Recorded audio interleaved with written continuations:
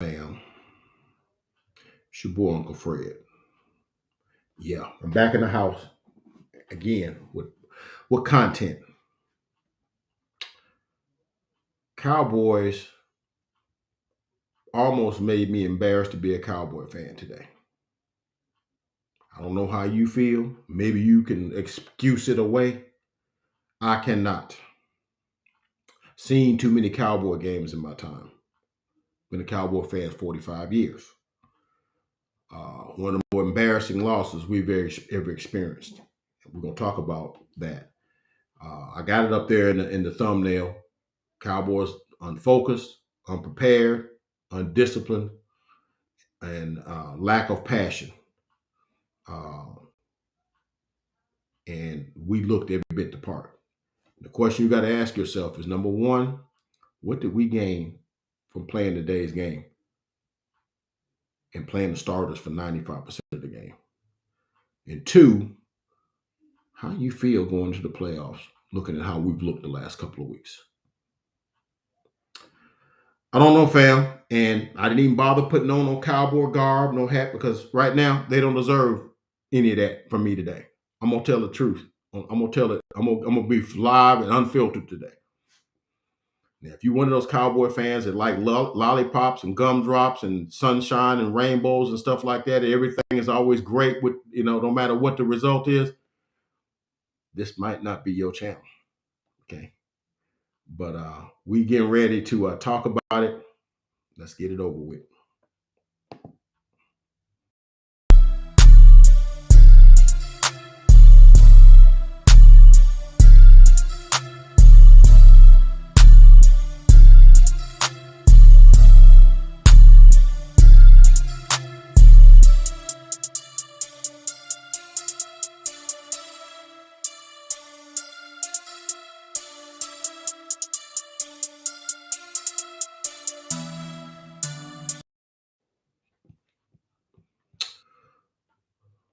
What's good, fam?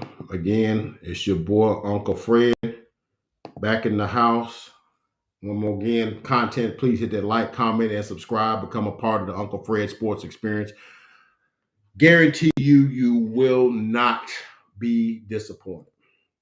Although I'm very disappointed. Cowboys made me question the whole way the operation is run today.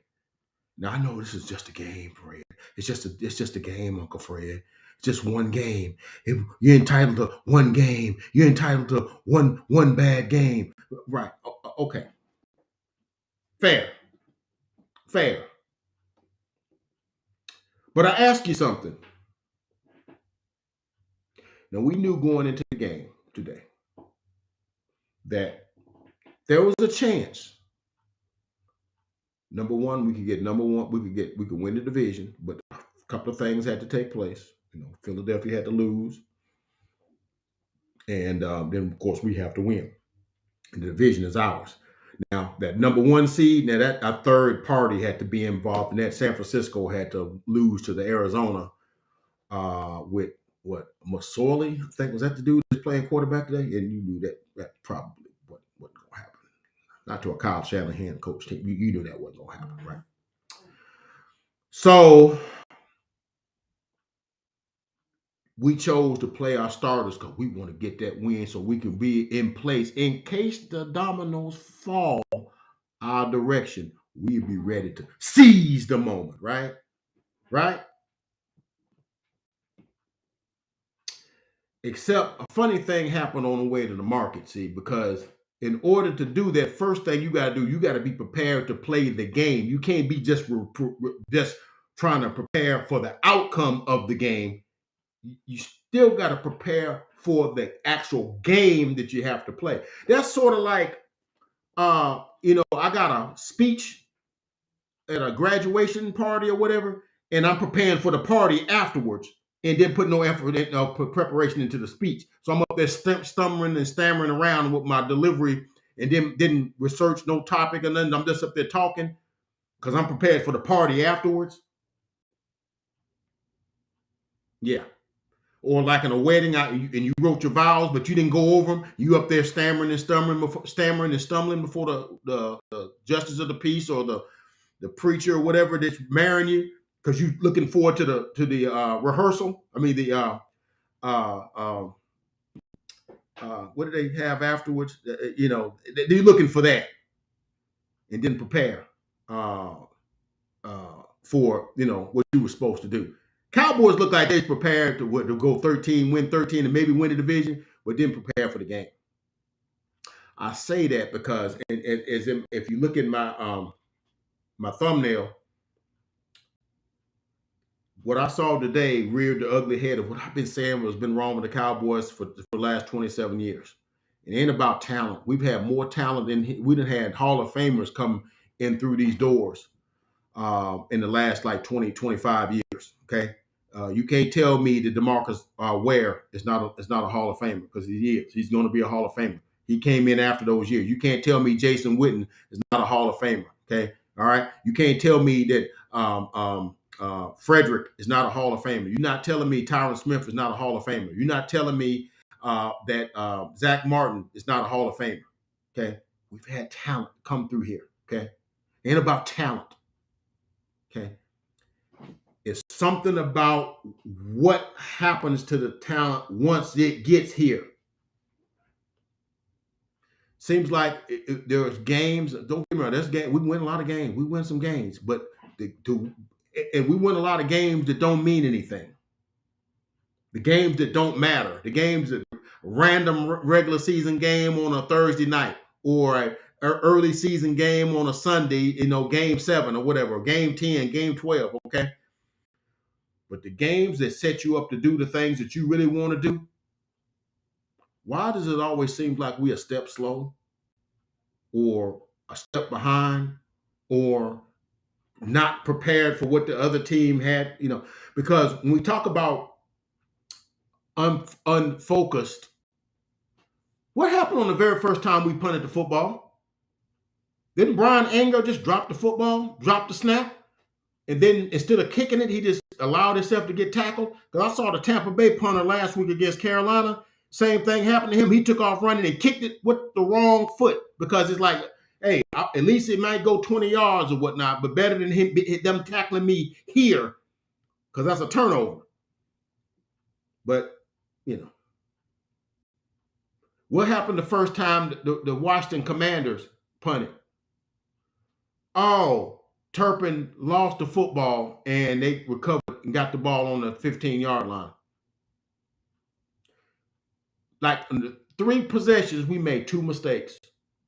In a playoff game, that is going to get you beat every single time. That's what gets you beat. Unfocused. Okay. Unprepared. Okay. We do realize that coaching is more than just calling plays, right? It's, because we say, oh, coach, Kellen Moore, man, great. Yeah, but being the offensive coordinator is more than just calling plays. I mean, you can draw plays in the dirt, okay? The other part of that is that, at some point along the way, you're supposed to, I don't know, watch some film on the opponent, because you're not running plays against air. You're running them against another team that's trying to stop you from running said plays. Okay? That's what coaching is. That's what preparedness is. That's what the better coaches do. They scout you for what you do. They found a weakness in your prep and what you do, and they craft a game plan to attack those weaknesses. That's what they do. That's what coaching is. It ain't just calling plays. Yeah, Dan Quinn calls plays for the defense. Yeah, he called it. Yeah.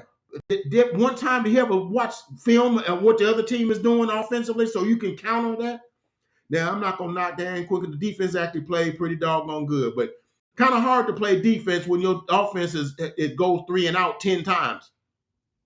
You only had 15 possessions. Okay. If you went 3 and out 10 times, that meant only 5 times that you have the ball more than 3 plays. Heck, with about 5 minutes to go, 4 minutes to go in the first half, we only had one first down. Did we even cross midfield after halftime? I don't think we did.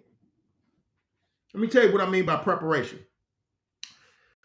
When Brian Anger dropped that punt, and they got tackled, and of course they got the ball on 20.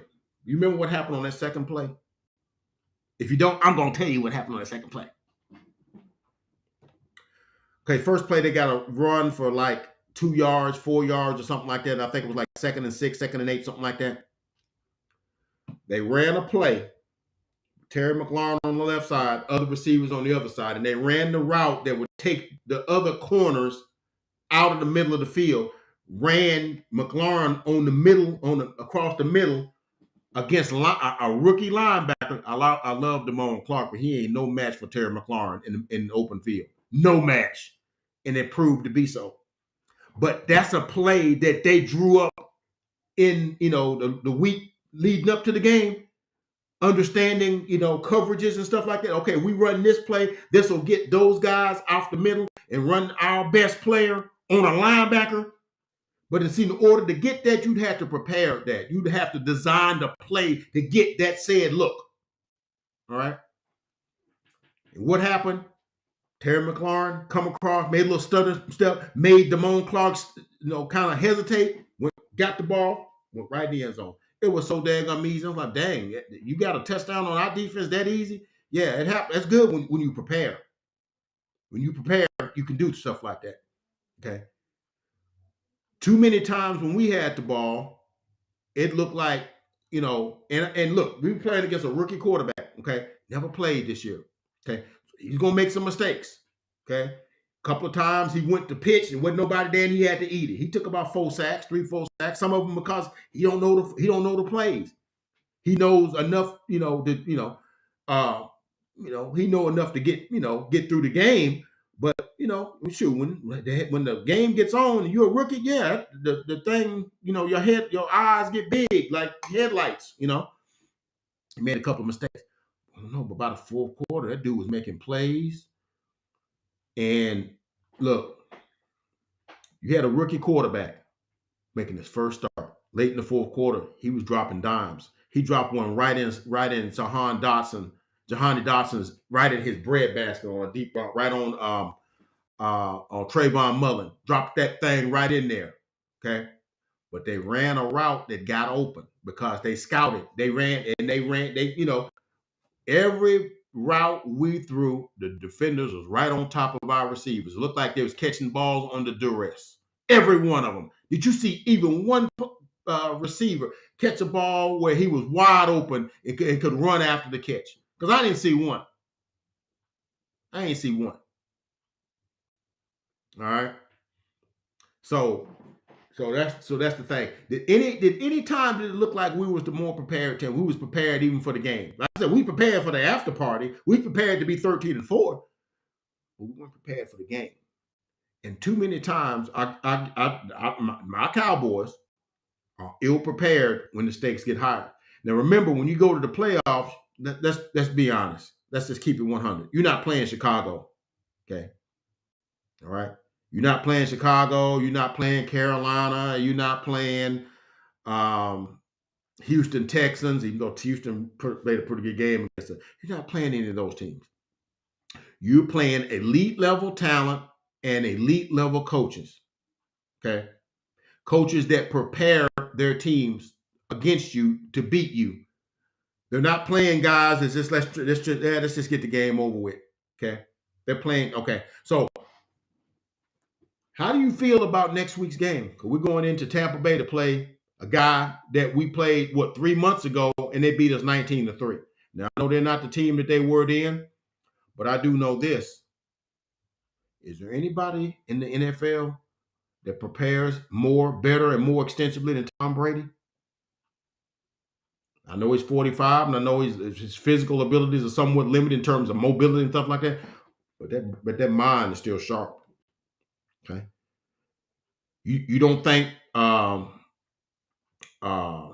Byron Leftwich is a good offensive mind, and will help him and Tom Brady will put some stuff together to take advantage of our. You don't think they smell what kind of coverages what are we are vulnerable against, and they're gonna give us a steady diet of that next week? Okay. You don't think Todd Bowles and looked at what Washington did on their defensive line against our offensive line and think like, oh yeah, we working on something right now to do that same thing to them?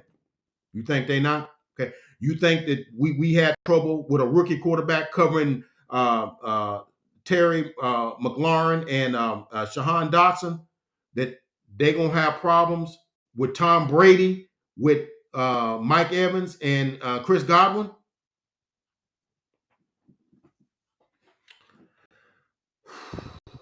I don't know, fam. I don't know. Um, I mean, I really don't. I don't know. Um, um, yeah, we can say we're embarrassing. I'm looking at some of the chats now. We don't know how to finish. We don't. There's a lot of things we're not doing right now. Okay.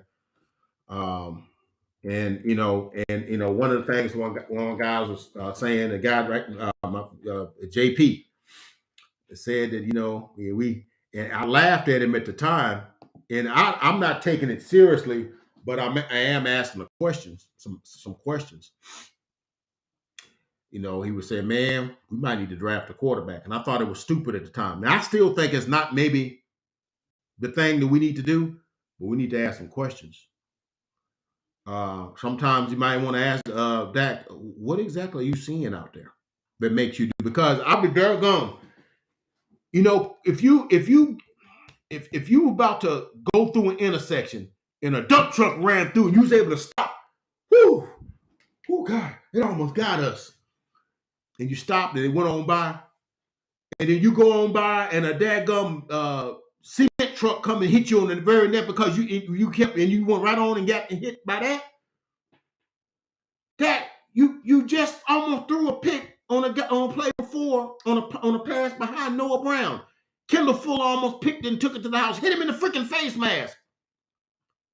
Damn, the very next play, you throw one up and behind Michael Gallup on an out, he just curled underneath and ran to the house. Did you not remember what happened the day before? We playing 51st dates here. 15 picks, Dak. I mean, at some point you got to say, WTF? It's 15 picks, dude. We ain't played but 12 games. 15 picks? A pick 6 and 3 the last 4 games? A pick in 7 consecutive games? What are you seeing?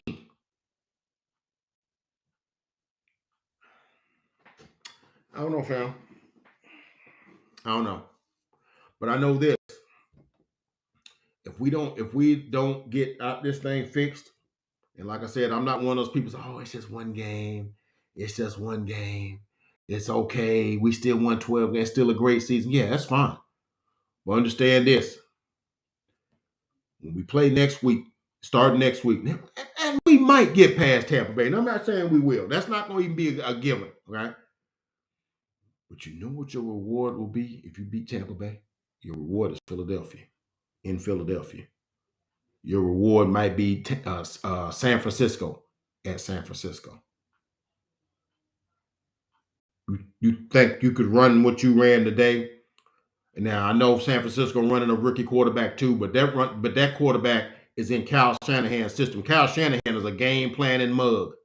Okay, he's going to know exactly what you can't do, and he's going to run that on you until you can't stop it. That's what good coaching does. Okay. My only problem with Kyle Shanahan is that he don't know how to coach in the game situations. But in the balance of the game, oh yeah, he's gonna give you what you can't stop. Oh, he giving you that 100%. He just don't know how to run the ball in the fourth quarter when you got the lead to keep the clock moving. He just ain't figured that out yet. Because Super Bowl 52 should have told him that, but it didn't. And then the Super Bowl when he was the head coach of the 49ers should have told him that, but it didn't. But In the balance of the game, oh yeah, yeah. He gonna have you don't know where the ball gonna be going. They're gonna run the same play out of maybe 7 different formations, and you gonna know which way. That's what coaching does. That's coaching. Okay. But I don't know. I don't know, man. I don't know where this is going. I'm gonna give you the ugly facts here. Cowboys had 10 first downs. 10. They had, I think, one first down with about 5 minutes ago before they got that last possession before halftime. They got that touchdown with about 12 seconds left to go. I think they had like 5 first downs on that drive. I think they ended up with 6 in the first half. I think they got 4 in the second half. I don't think they even passed midfield in the second half. Okay, they had a whopping total of 183 total yards.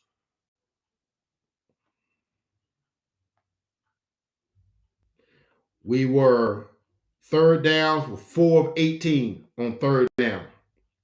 1 of 3 on fourth down. Dude, that 4th and 1 quarterback sneak, if anything told you that we wasn't ready to play, how your offensive line gets submarine on a quarterback sneak? That's what you're supposed to do. We get low, the quarterback gets low, we go down. You see what Brady does? He's going up underneath. He's willowing up underneath there and getting that first down, getting low, because that's what you're supposed to do. Man, we up there getting pushed back up Pollard's even pushing, and we getting pushed backwards. Not acceptable, man. Wasn't prepared to play, wasn't focused to play, didn't have the fire to play. We was just ready to be 13-4, but wasn't ready to play the game to be 13-4. Okay. Um, but yeah, they punted 10 times. Would have been 11, but of course Brian Anger got tackled on that one. Okay. So well, been 11. Remember, we only got 15 possessions. So we would have punted on 11 of those. That means only on 4 other times we had the ball did we keep it more than 3 plays. 10 3 and outs. Keep that in mind. Okay. Keep that in mind. I think we had like 63 yards rushing or something like that.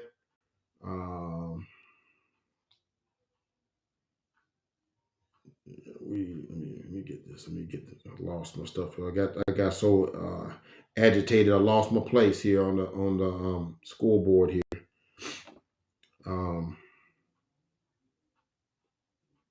Yeah, we had 118 yards passing and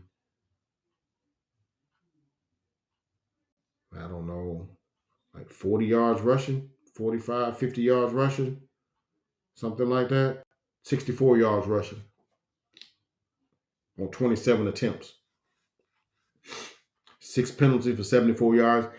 Penalties really wasn't that big a deal. I know that one pass interference I thought was bogus when I want to say it was Trayvon Mullen. I think, was it McLaurin or was it Dotson? The pass was thrown low, was thrown short, and it hit him in the back of the helmet. I think my man was even talking about that.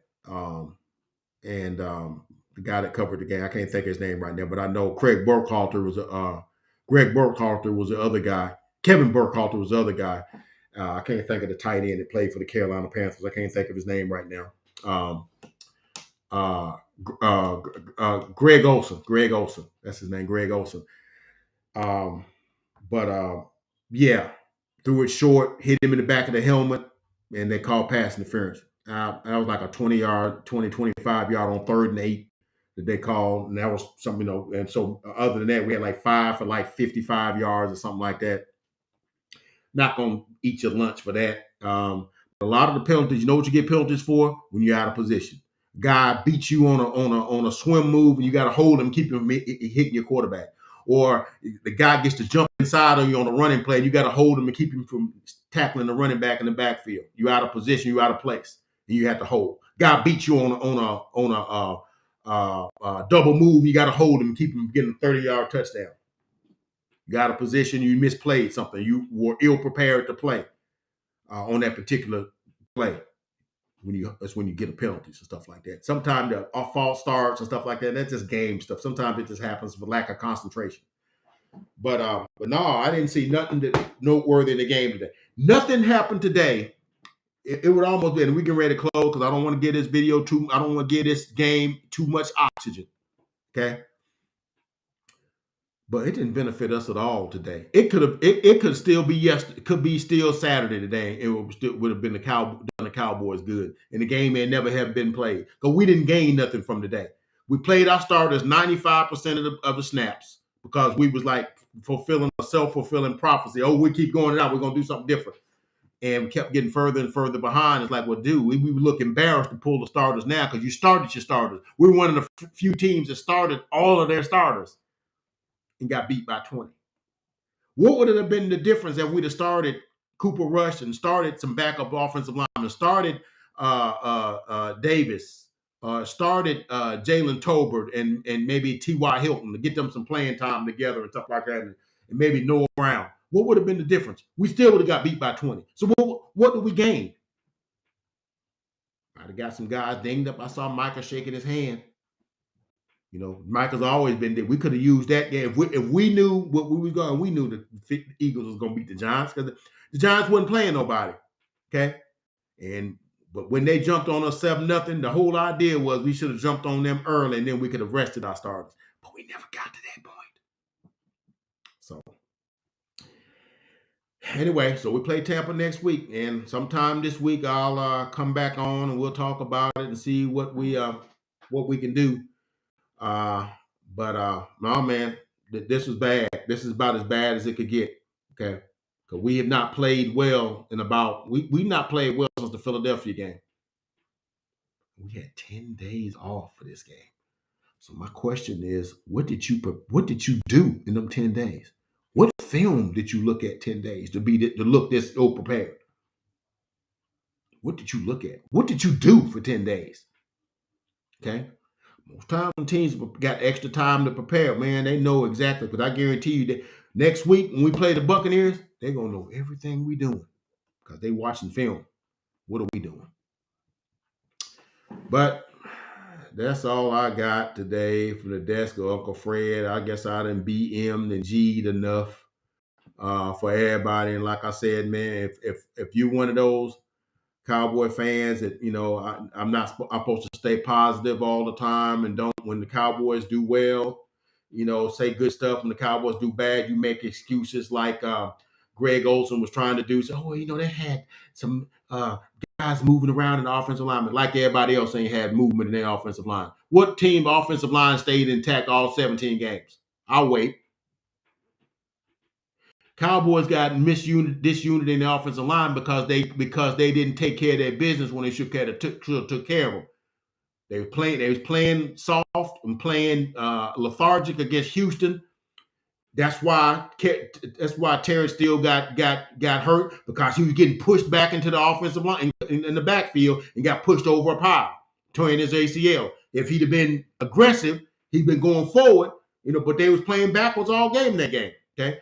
If we'd have been playing how we were supposed to be playing against the Titans, Tyler Biotis wouldn't have even been in the game going into the fourth quarter. We'd have been up 27-3. Him, Dak, Zeke, all them guys would have been sitting on the bench drinking Gatorade. But no, we played with our food. Dak was throwing it all over the yard. We was laying the ball down, throwing the ball to the opponent, doing all that stuff, and found ourselves in a game with going into the fourth quarter that we shouldn't even been in. And that's when you get guys hurt. But that's the real reason. Greg Olson was making excuses, but I'm not going to make excuses for it. Now, if you're one of those kind of Cowboy fan, this coffee might be a little too strong for you. You might not can drink this kind of coffee. You might need to get you some hot chocolate. This coffee a little too strong for you. And you might not have been, and you might be one of those parents that'll put up with your kids. And you done all the stuff you're supposed to do. You done been to the PTA meetings. You done make sure they got all of the resources they need. You done bought them all the computers. You done been to all the PTA meetings. Okay. You done been to all of the after school meetings. You done met with all the people. You done did all of the stuff. You done been in everything. You done give it, and they bring it home C minuses and D's. And still be bragging to your friends about your child. I won't do that. I just won't. I'm not that kind of Cowboy fan. I tell the, like I said, this might not be your channel.